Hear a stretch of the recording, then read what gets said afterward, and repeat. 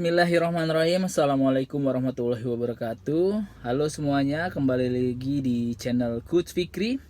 Ya, di episode kali ini saya akan membahas tentang volume latihan teknik di pencaksilat. Tapi sebelum mulai jangan lupa untuk like, comment, share, and subscribe YouTube channelnya Coach Fikri. Oke, tekan sekarang.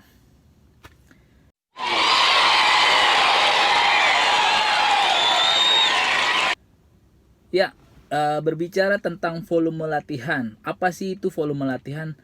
Volume latihan adalah jumlah kerja dalam satu sesi latihan atau total aktivitas dalam satu kali latihan.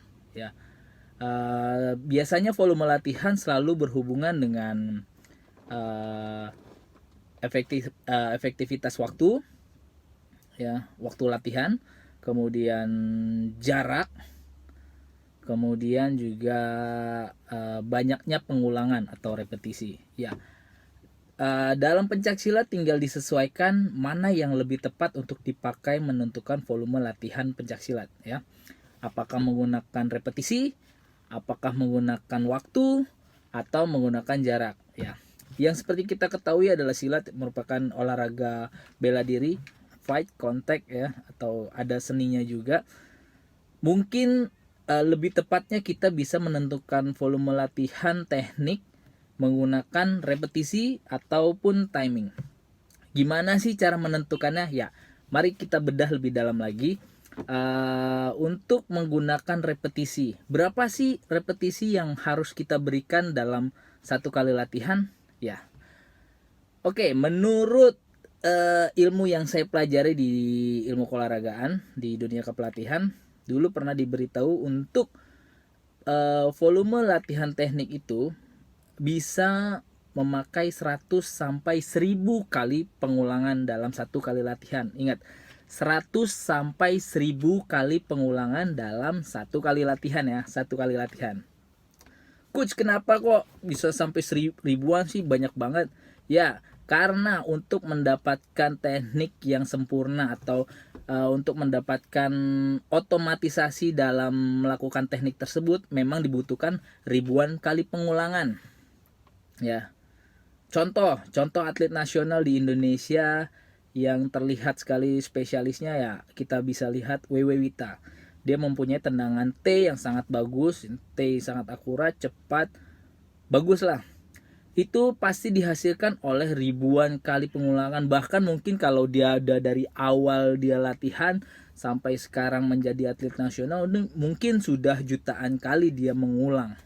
Ya, karena juga ada quote juga yang mengatakan, saya tidak takut dengan lawan yang banyak teknik, tapi saya lebih takut dengan lawan yang punya satu teknik tapi diulang ribuan kali. Nah, berarti apa? Kalau satu teknik itu benar-benar diasah terus, maka kemungkinan untuk menjadi otomatis dalam melakukannya secara ketepatan, timing, terus lintasan, sasarannya, itu bisa menjadi lebih tepat, lebih bagus, jadi lebih baik lah intinya. Ya, itu kenapa kita harus mengulang sampai ribuan kali pengulangan. Tapi, ya, ada tapinya juga. Dalam latihan ini lihat yang kita latih itu siapa, kategorinya apa, remaja kah, atau SD kah, SMP, SMA, dewasa, ya. Sama kita bisa lihat juga dari target kompetisi yang kita ikuti. Sekarang banyak kompetisi yang sifatnya pemasalan, ya, pemasalan cuma yang berdasarkan berat badan, tinggi badan, umur. Jadi main juga cuma bagian 4, udah semifinal, kemudian semuanya dapat medali lah. Itu dari sifatnya pemasalan, ya. Kita bisa sesuaikan. Tapi kalau memang teman-teman mau dapat hasil yang bagus, ya pakai yang paling atas lah, 100 sampai 1000. Ya, kalau memang bisa melakukan maksimalnya di 1000, ya silakan saja, ya. Terpulang lagi dengan banyaknya atlet yang teman-teman latih, sarana prasarananya mendukung atau tidak. Takutnya pengen targetnya 1000 tapi atletnya yang dilatih banyak, alat yang digunakan sedikit misalkan.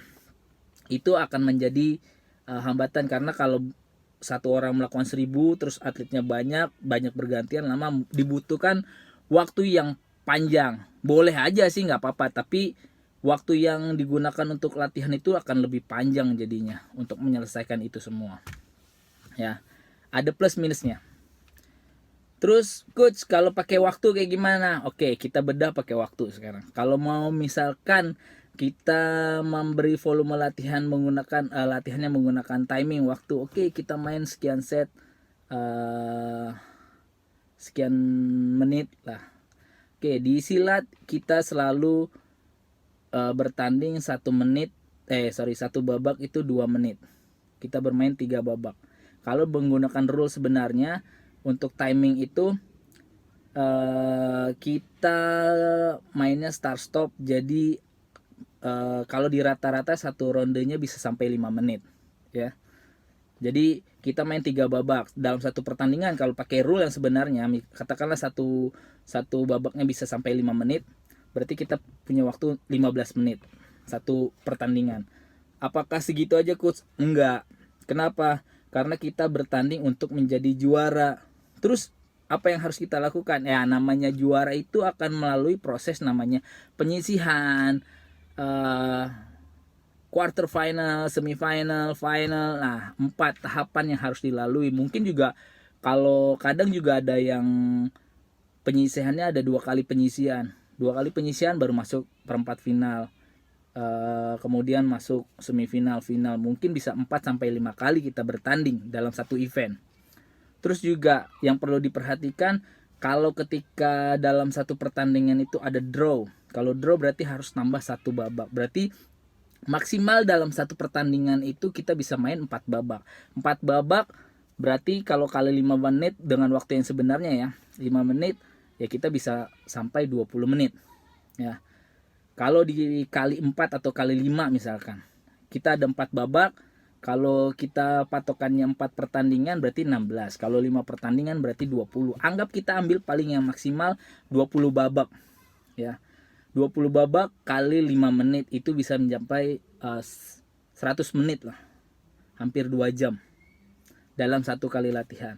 Tapi kembali lagi ya, balik lagi siapa yang kita latih, level apa yang kita latih, terus level pertandingan yang akan kita ikuti tuh levelnya apa, tinggal disesuaikan aja. Kalau memang levelnya paling top internasional ya oke lah, paling tinggi misalkan, itu pun nggak tahu. Ini based on pengalaman saya. Ingat sekali lagi, ini volume ini pemikiran saya aja yang biasa saya pakai untuk melatih. Oke, yang biasa saya pakai untuk melatih itu aja ya. Ingat, dalam melatih harus dipikirkan dengan siapa yang kita latih, terus alat-alat pendukungnya, sarana prasarannya, besar luasnya lapangan. Ya, itu yang harus kita perhatikan karena itu yang jadi patokan. Dan catatan sekali lagi untuk yang menggunakan repetisi atau pengulangan, saya agak sedikit lupa, dalam 100 sampai 1000 kali pengulangan yang tadi saya bilang, bukan berarti oh saya hari ini mau melatih tendangan lurus, tendangan sabit, tendangan T, ataukah harus 1000 enggak, bukan begitu. Jadi 1000 itu adalah total dari latihan teknik. Misalkan hari ini kita belajar ada 3 teknik, ya tinggal masing-masing disesuaikan berapa totalnya 1000 itu hanya total maksimal target yang dari teman-teman yang ingin capai ya. Jadi prinsipnya seperti itu aja sih dalam memberikan volume latihan teknik di pencaksilat yang biasa saya lakukan ya. Ingat, based on experience saya, based on pengalaman saya ya. Mungkin itu aja yang bisa saya sampaikan. Ya, kalau ada kritik atau saran, teman-teman boleh tulis di kolom komentar, silakan aja. Gus, menurut saya nggak gini, nggak apa-apa.